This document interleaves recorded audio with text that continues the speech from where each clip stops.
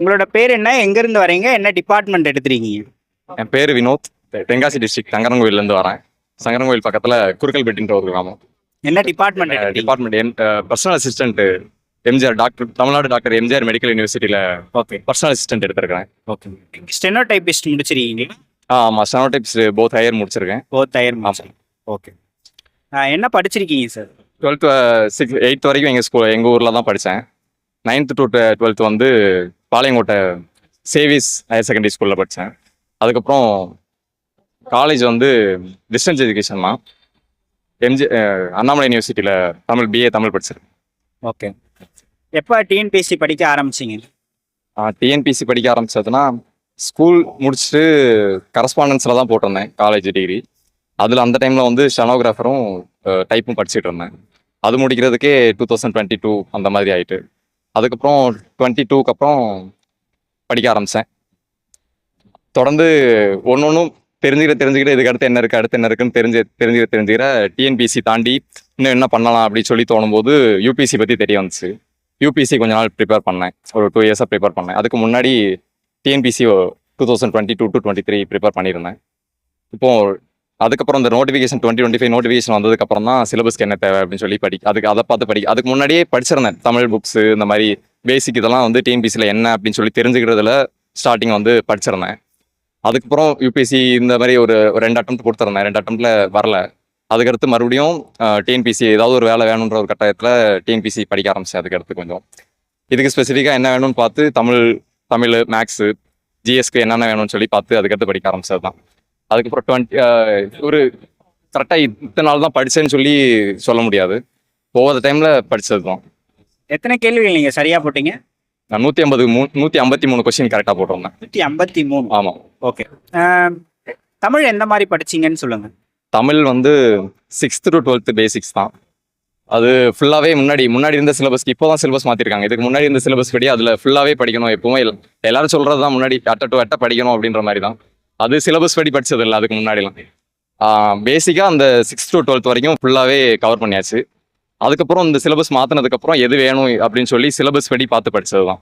அந்த basic knowledge ஏதோ ஒரு இடத்துல அந்த முன்னாடி நம்ம அந்த ஃபுல் புக்கு படித்தது ஏதோ ஒரு இடத்துல யூஸ் ஆகும். அதை மாதிரி அக்யூமுலேட்டிவாக வந்த நாலேஜ் தான். ஓகே. பள்ளி பாட புத்தகங்கள் தான் படிச்சிங்களா தமிழுக்கு? தமிழுக்கு ஸ்கூல் புக்ஸ் தான்.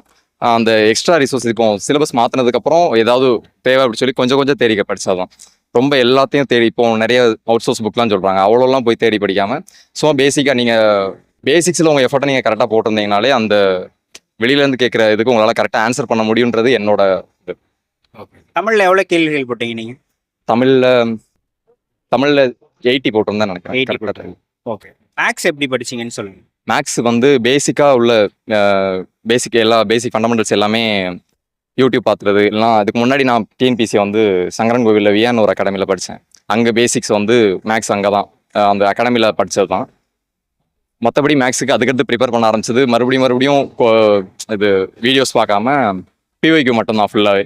லாஸ்ட் 5 இயர்ஸில் பிஒய்க்யூ எல்லாமே மேக்ஸுக்கு அது மட்டும்தான் சோர்ஸ் என்னோடது. வேறு எதுவும் நான் புதுசாக தேடி போய் இது பண்ணலை. ஓகே. ஸ்கூல் புக்ஸ்லேருந்து நான் படித்தது இல்லை. ஆனால் பிஒய்க்யூ தான் பேஸ். ஒரு இது நம்ம கற்றுக்கிட்டு அதுக்கடுத்து பிஒய்க்யூ போட்டு பார்த்தாலே போதும் எனக்கு தெரிஞ்சு. ஒரு நாளைக்கு மேக்ஸுக்கு எவ்வளோ நேரம் ஒதுக்குவீங்க டெய்லி? ஒரு நாளைக்கு கண்டிப்பாக மினிமம் 1 hour வேணும். 1 hour வேணும். ஆமாம். ஜிஎஸ் எந்த மாதிரி படிப்பீங்கன்னு சொல்லுங்கள். ஜிஎஸ் எந்த மாதிரினா ஸ்கூல் புக்ஸ் தான் பேசிக் ஸ்கூல் புக்ஸ் படிச்சுட்டு நம்ம இப்போ அவுட் சோர்ஸ் இப்போ குரூப் 1 அந்த மாதிரிலாம் படிக்கணும்னா அவுட் சோர்ஸ் ஒன்றுக்கும் நிறைய இருக்குது. கண்டிப்பாக அதெல்லாம் படித்தா தான் பண்ண முடியும்.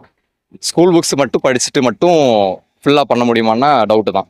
ஆனால் ஸ்கூல் புக்ஸில் ரொம்ப தெளிவாக இருந்து நீங்கள் பிஒய்க்யூ மட்டும் பார்த்துருந்தாலே முடியும். பிஒய்க்யூ ரொம்ப தனி சப்ஜெக்டாக ஜிஎஸ்ஸை வந்து 2ஆக பிரித்தா ஸ்கூல் புக்ஸு பிஒய்க்யூ 2 மட்டுமே தனியாக படித்தாலே நீங்கள் ஜிஎஸ்சில் உங்களுக்கு நீங்கள் ரேங்க்கு தாண்டுற அளவுக்கு உங்களுக்கு மார்க்ஸ் வந்துடும். நோட்ஸ்லாம் எடுத்தீங்களா? நோட்ஸ் எடுத்தேன். நான் கிளாஸ் நோட்ஸ் தான். நான் ஸ்கூல் புக்ஸை வச்சு நோட்ஸ் எடுத்தது எனக்கு ரொம்ப பெருசாக போகிற மாதிரி இருக்கும். அதனால ஸ்கூல் புக்ஸ்லேருந்து நோட்ஸ் எடுத்ததில்லை. நீங்கள் ஒரு யங்ஸ்டராக இருக்கீங்களே, மொபைல் டிஸ்ட்ராக்ஷன் இருந்ததா உங்களுக்கு? மொபைல் டிஸ்ட்ராக்ஷன் ரொம்ப அதிகமாகவே இருக்கும். ஓகே. அது எப்படி ஓவர் கம் பண்ணீங்க? மொபைல் டிஸ்ட்ராக்ஷன் நம்ம தான் கொஞ்சம் செல்ஃப் கண்ட்ரோலாக இருக்கணும். மொபைல் டிஸ்ட்ராக்ஷன் எனக்குமே ரொம்ப அதிகமாகவே இருக்கும். கன்சிஸ்டன்சியாக இருந்ததில்லை, இருக்கணும்னு ரொம்ப ஆசை தான்.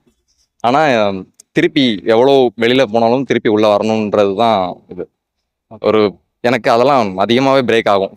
5 days தொடர்ந்து கூட ஒன்றுமே படிக்காமல் கூட வந்திருக்கேன். நான் அந்த மாதிரி இருக்கக்கூடாது தான். தொடர்ந்து ஒரு நாள் கொஞ்சம் டெய்லி கொஞ்ச நேரமாவது படிக்கணுன்றது இருந்துச்சு. ஆனால் என்னால் கண்ட்ரோல் பண்ண முடியல. சோஷியல் மீடியாலாம் பயன்படுத்திட்டு இருந்தீங்களா? எல்லாமே பயன்படுத்திட்டு வந்தேன். கொஞ்சம் பக்கத்தில் வர வர இந்த மாதிரி அன்இன்ஸ்டால் பண்ணுறது, இந்த மாதிரி நிறைய தடவை அன்இன்ஸ்டால் பண்ணி நிறைய தடவை இன்ஸ்டால்லாம் பண்ணியிருக்கோம். அது மாதிரிலாம் பண்ணாலும் இருக்கிற அந்த டைமர் போட்டு பண்ணுறது, இந்த டைமர் வச்சுருப்பாங்க இன்ஸ்டாகிராம், யூடியூப்லாம் 30 minutes தான் அப்படின்னு சொல்லி. ஷார்ட் வீடியோஸ் கொஞ்சம் முன்னாடி ரொம்ப பார்த்துட்டு இருந்தேன். இப்போ கொஞ்சம் குறைச்சிட்டேன். ஷார்ட் வீடியோஸ் பார்க்குறது இல்லை, லாங் வீடியோஸ் மட்டும் தான் பார்க்குறது. அது லாங் வீடியோஸ்னால் நம்ம யூடியூப் அந்த மாதிரி அதில் நம்ம டைம் ஸ்பெண்ட் பண்ணலாம். இல்லை அதில் நிறைய டாப்ஸ் வீடியோ இருக்கும். அதில் நிறைய பேர்ட்டு நாங்கள் கற்றுக்கிறது. இப்போ உங்கள் சேனல்லேருந்து போட்டது இதெல்லாம் நிறைய பார்த்துருக்கோம். எங்கள் சேனல் பார்த்துருக்கீங்க? பார்த்துருக்கோம். ஓகே. நிறைய அதான் யூஸ்ஃபுல்லாக இருந்திருக்கு. நிறைய டாப்ஸ் வீடியோ இருக்கு. நிறையா இன்னும் ரெண்டு யூடியூபர்ஸ் இருக்காங்க. அவங்களும் வீட்டுக்கு போய் எடுக்கிறது. நீங்களும் இப்போ ரீசெண்டாக வீட்டுக்கு போய் எடுத்துருந்தீங்க, பார்த்துங்க. அது மாதிரி பார்த்து இது பண்ணுறது தான். அது வேறபடி சோஷியல் டிஸ்ட்ராக்ஷன் இருந்துச்சு. சோஷியல் மீடியாஸில் நிறைய படம் பார்க்குறது அந்த மாதிரிலாம் இருந்துச்சு. இருந்தாலும் நம்ம போடுற எஃபர்ட் ஒரு 8 hours கண்டிப்பாக டெய்லி போடுற மாதிரி இருக்கணும். இடையில ஒரு நாள் 2 நாள் விட்டு போனாலும் திருப்பி ரிஃப்ளெக்ட் ஆகிறோன்றதுல தான் மேட்டர் இருக்குது. உங்களுடைய 1 day ஸ்டடி பிளான் எந்த மாதிரி இருக்கும்? 1 day ஸ்டடி பிளான் கண்டிப்பாக எல்லா சப்ஜெக்ட்டுமே இருக்கும். சப்ஜெக்ட்னா இப்போ தமிழ், மேக்ஸ், ஜிஎஸ் 3மே கண்டிப்பாக இருக்கணும். ஜிஎஸ்ல நீங்கள் ஏதாவது 2 சப்ஜெக்ட் ஒரு சப்ஜெக்ட் எடுத்துக்கலாம். அந்த மாதிரி பண்ணலாம். ஓகே. உங்களுடைய ரிவிஷன் மெத்தட் பற்றி சொல்லுங்கள். எந்த மாதிரி ரிவைஸ் பண்ணுவீங்க? ரிவைஸ் பண்ணுறதுக்கு நம்ம முன்னாடி ஒரு 5 தடவை புக்கெலாம் நம்ம கண்டிப்பாக 5 தடவை முடிச்சாதான் ரிவைஸ் பண்ணுறது ரொம்ப ஈஸியாக இருக்கும். அப்போது வேணால் சின்னதாக நமக்கு எப்போ மறக்குதோ நம்ம கண்டிப்பாக ஏதாவது ஒரு டெஸ்ட், ஃப்ரீ டெஸ்ட்டாவது நம்ம டெலகிராமில் நிறைய ரிசோர்ஸஸ் கிடைக்குது. ஃப்ரீ டெஸ்ட்டாவது நம்ம கண்டிப்பாக போட்டுக்கிட்டே இருக்கணும். எதில் வீக்காக இருக்கும், எந்த சப்ஜெக்ட்டில் நம்ம அந்த கொஸ்டின் படிக்கவே இல்லைன்னா படிக்கணும். அதுதான் திருப்பி பார்க்குறது. நிறைய பேர் திருப்பி பார்க்குறதே கிடையாது. என்ன டெஸ்ட் போடுறோம் அதோடு விட்டுட்டு அப்படி போயிடுவோம். டெஸ்ட் போடுறது என்ன தப்பு பண்ணுறோம் அப்படின்றத பார்க்கணும். எந்த சப்ஜெக்ட்டில் குறையுதுன்னு சொல்லி தனித்தனியாக அனலைஸ் பண்ணணும். தனித்தனியாக அனலைஸ் பண்ணி அதில் ரொம்ப எந்த சப்ஜெக்டில் வீக்காக இருக்கிறோம், அந்த சப்ஜெக்டில் எந்த டாப்பிக்கில் வீக்காக இருக்கிறோம்னு சொல்லி ஒவ்வொன்றும் தனித்தனியாக பார்க்கணும். இது நீங்கள் பிஒய்க்கு அனலைஸ் பண்ணால் உங்களுக்கு எதுலேருந்து அதிகமாக கொஸ்டின் கேட்குறாங்க, அந்த இதில் நம்ம அந்த சப்ஜெக்டில் உள்ள அந்த டாப்பிக்லாம் நம்ம ஸ்ட்ராங்காக இருக்கிறோமா அப்படி சொல்லி பார்க்கணும். இது நம்ம இப்போ ஒரு குவாலிட்டியான கொஸ்டினை தான் நீங்கள் எடுத்து பார்க்கணும்னு இல்லை, பிஒய்க்கு பார்க்கலாம். மற்றபடி நீங்கள் ஃப்ரீ டெஸ்ட் எந்த டெஸ்ட் எடுத்து பார்த்தாலும் உங்களுக்கு இதை ஆன்சர் பண்ண முடியல அப்படின்னா நம்ம அதில் வீக்காக இருக்கும்னு தெரிஞ்சு அதை ஃபஸ்ட்டு அதை எடுத்து ரீஒர்க் பண்ணணும். ரிவிஷனில் நீங்கள் திருப்பி அதை படித்தாதான் ரிவைஸ் பண்ணுறதுக்கு ஈஸியாக இருக்கும். இம்பார்ட்டன்ட் சப்ஜெக்ட்ஸ் தான் அதிகமாக ரிவைஸ் பண்ணுறது. ரொம்ப பேசிக்காக இருக்கிறது அந்த பேசிக்காக படிக்கிறதுலேயே முடிச்சிடுறது. நீங்கள் 12ஆம் வகுப்பு முடிச்சோடனே எல்லாருமே கல்லூரிக்கு தானே போவாங்க. நீங்கள் ஸ்டெனோ பக்கம் வந்ததுக்கான ரீசன் என்ன? இந்த நாலேஜ் எப்படி வந்தது உங்களுக்கு, அதை பற்றி சொல்லுங்கள். நாலேஜ்லாம் இல்லை, அது எனக்குமே பெரிய எங்கள் வீட்டில் எனக்கு அவங்களுக்கு தான். ஆனால் பெரிய இது நான் அவ்வளோ தூரம் வந்திருக்கேன்னா அதுக்கு அவங்க தான் காரணம். அவங்க என்னை ஃப்ரீயாக விட்டது. நீ என்ன பண்ணாலும் உன் மேலே எனக்கு நம்பிக்கை இருக்குன்னு சொல்லி நான் என்ன பண்ணாலும் சரின்னு சொல்லுது. எவ்வளோ கஷ்டம், எவ்வளோ ஃபினான்ஷியலாக எவ்வளோ கஷ்டம் இருந்தாலும், எவ்வளோ கஷ்டப்பட்டாலும் என்கிட்ட அதை காட்டிடாம நீ என்ன பண்ணாலும் உனக்கு பின்னாடி நாங்கள் இருக்கிறோம், நான் பார்த்துக்கிறேன் அப்படின்னு சொல்லி அவங்க என்னை விட்டதுனால தான். நிறைய பேர் இப்போ கரெக்டு தான், எதுவுமே தப்பான டெசிஷன், எதுவுமே கரெக்டான டெசிஷன் இல்லை. அதில் போயிட்டு நம்ம எவ்வளோ நம்மளோட ஃபுல்லாக கொடுக்குறோன்றதால தான் அந்த டெசிஷனோட இது இருக்குது. எனக்கு நீ டெசிஷன் பண்ணிக்கோ அப்படி சொல்லி உடனே விட்டது தான் எனக்கு ஒரு ப்ளஸ்ஸாக இருந்துச்சுன்னு தோணுச்சு. எங்கள் அக்கா தான் என்ன சொன்னாங்க, அந்த மாதிரி இருக்கு அப்படின்னு சொல்லி. எங்கள் ஊர்லேயே இருந்துச்சு இன்ஸ்டிடியூட்டு. அங்கே தான் பாரதி அண்ணன் சொல்லி ஒரு அண்ணன், அந்த அண்ணன் தான் அங்கே எங்கள் ஊரில் இன்ஸ்டியூட் வச்சுருந்தாங்க. எங்கள் சங்கரங்கோவில் பக்கம், சங்கரங்கோவிலில் ஃபுல்லாகவே இன்ஸ்டியூட் தான், இந்த சாஃப்ட்வேர் இன்ஸ்டியூட் தான். அங்கே எல்லாருமே இந்த இதுதான் பண்ணிட்டு இருந்தாங்க. என்ன பண்ண சொன்னப்போ எனக்கு டவுட் இருந்துச்சு. இந்த மாதிரி வீட்டில் ஒரு கம்பல்ஷன் இருந்துச்சு, தங்கச்சி இருந்தாங்க அது இதுன்னு சொல்லி ரொம்ப இருந்துச்சு. வீட்டில் என்ன சொல்லலை, நீ அவங்களுக்காண்டிலாம் நீ போக வேண்டாம், நீ படிக்கிறத படின்னு தான் சொன்னாங்க. இருந்தாலும் நான் போகலாம் அப்படி சொல்லி எங்கள் அக்கா சொன்னாங்க, அவங்க சொன்னாங்க. அந்த மாதிரி கொஞ்சம் கூட இருந்தவங்க சொன்னதுனால போனேன். போயிட்டு அதுக்கப்புறம் கொஞ்சம் வருத்தப்பட்டேன். இந்த மாதிரி கொஞ்சம் கஷ்டமாயிட்டு அதுக்கடுத்து இந்த கொரோனா டைம் வந்ததுக்கப்புறம் அதில் பாஸ் பண்ண முடியாமல் ரொம்ப அட்டெம்ப்ட் போனது அந்த மாதிரிலாம். அதுக்கப்புறம் போக போக நம்ம எடுத்தது கரெக்டான டெசிஷன் தான். நம்ம இதில் நல்லா பண்ணுறோம், இதுக்கடுத்து என்ன பண்ண முடியும்னு பார்ப்போம் அப்படி சொல்லி பண்ணது தான். காலேஜ் போகாதது ஒரு வருத்தம் தான். இருந்தாலும் நம்ம டெசிஷன் எடுத்தாச்சு ஏதோ ஒரு காரணத்தில், அதில் கரெக்டாக இருக்கணும்ன்ட்டு இருந்தது தான்.